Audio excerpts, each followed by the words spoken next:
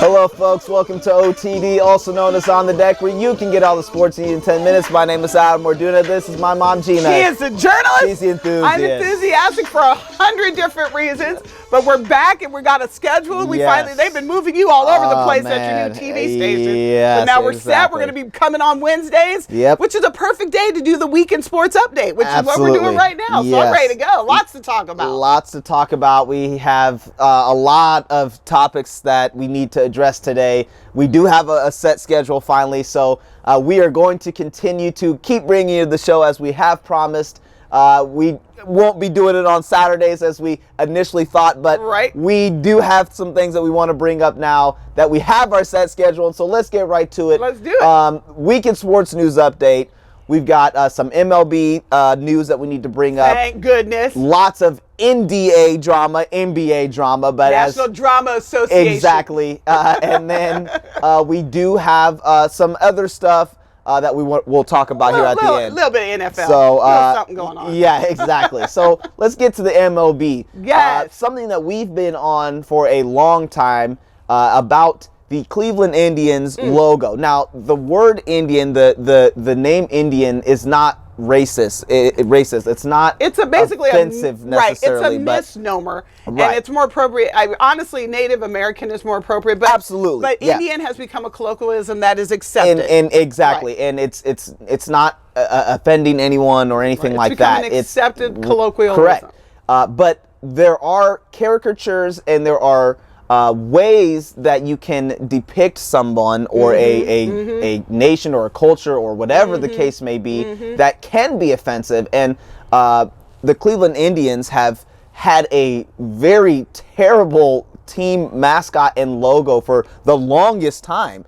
And what are they? It's called a Sambo, right? It's a Sambo. A Sambo. I can't even I'm trying so hard. But that is what they've had as a mascot for a long time. Let me give it that. Yeah. The Sambo was a black caricature of, it was this really dark like my hoodie, and then big white teeth with the grin and a hat. And all you can see is teeth and eyes in this black smile.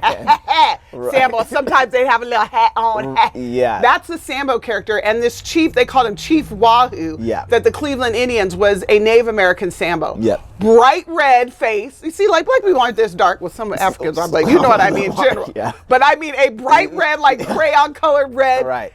Native American with all teeth and a huge feather. eyeballs and big eyeballs, teeth, and a feather. It was a Native American Sambo. It was so outrageously offensive. Is. Yes, absolutely. We have been raging against that. That, along with the Washington football team, their Native American derogatory term of their team. Yep. Those had to go. Finally, the Cleveland organization announced yesterday that beginning in 2019, you will not see Chief Wahoo as a part of their logo. They're going to go to the big C. Which I think looks really good. It looks sharp. Absolutely. It's clean cut. I like how they have that. And if they have if they come up with a new picture or something like that, that's not the crazy face with the Sambo Indian, then maybe they can go back to that. But if they don't have anything, they need to stick with the C and make it look good. But you know what? Sometimes you lose your privileges. Y'all had your chance to come up with a really strong, and I don't care, powerful Native American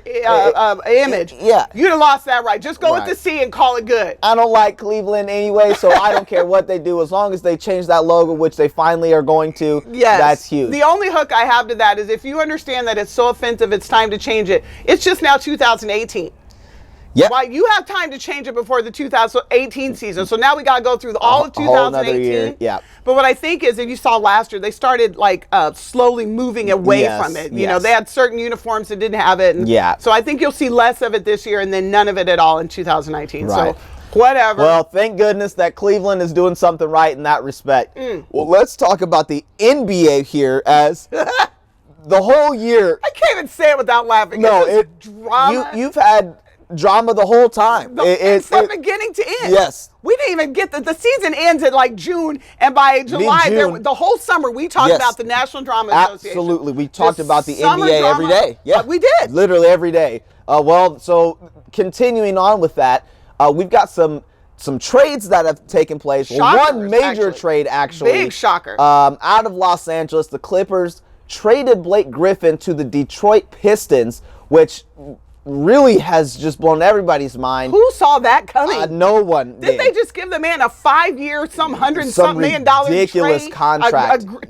A contract. Yes. Brought him, apparently, major deal. Word on the street is that they brought him into the Staples Center. Or is it Staples Center? Yeah, the Staples Center. Brought him in the Staples Center, pulled up his jersey, made it look like, done a fake retirement, letting him know, Blake, you're our guy. You're going to be with us forever. This was during free agency. Signed him to the thing, and then traded him mid-season. Yep. What? Yeah, the Clippers are bare bones right now as it is. Well, Chris Paul hit him with the deuces and went and... Well, clearly there's a lot of things going on there that wrong. They're just like, look, we need to get rid of all of our assets and start fresh. Yep. And I don't know what they were thinking. You can at least build around Blake Griffin, but I don't know. I know what they're thinking. And everybody's like, oh, DeAndre Jordan's next. I'm going to tell you why he's not. I think they're going to hold on to DeAndre Jordan. They're getting rid of Blake for cap space, and they're going to go right after LeBron James, who already has not one but 2 houses in L.A. Yep. Everybody knows he's getting ready to leave Cleveland. Yep. Los Angeles is where he's wanted to be. Yep. I don't know that the Lakers are going to be the right spot for him, but if you keep DeAndre Jordan, bring in LeBron James, and then build around there. That's what I think is happening. It is very possible. You are not wrong by any means. There are a lot of people that know LeBron James has been wanting to come to Los Angeles. Like you said, he's got 2 mansions out there in Brentwood or wherever he lives in Los Angeles. And yeah, I mean, that's probably what is going to happen. At least that's what it looks like. The Lakers are still kind of in flux. I would love to see him in a Lakers uniform. You know why? Because I think he would bounce Lonzo straight up out of there. Yes, and that would be great to move all of the ball stuff out of there, but who knows?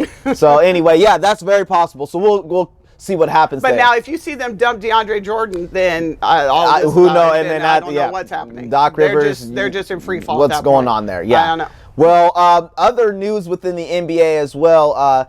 James Harden just dropped 60 points in a triple-double, the first time ever in the history of the league. Never happened. Out of all the great players that have ever played basketball. You've had players put up 60 before. Yeah. You've had players put up 80 before, but not with a triple-double. And to let people know, obviously a triple-double is putting up a double-digit statistics in certain categories. So that's assists. So you might have 10 assists, 10 points, 10 rebounds, or 10 steals, or 10 blocks, or whatever the case may be. But if you put up double-digit numbers in 3 of those categories, they call that a triple-double because you have double-digit points, and then you did that in 3 different categories. Well, James Harden put up 60 points. That's hard anyways. Well, and that's what normally you'd see 60 points, but that means you're not passing the ball. Correct. You're just to do 60 points and have a triple-double in assists. I think he had 11 assists. Right. That means he wasn't just holding the ball. He was sharing the rock. He was sharing the ball and just score every time he had the ball in his hand. It was just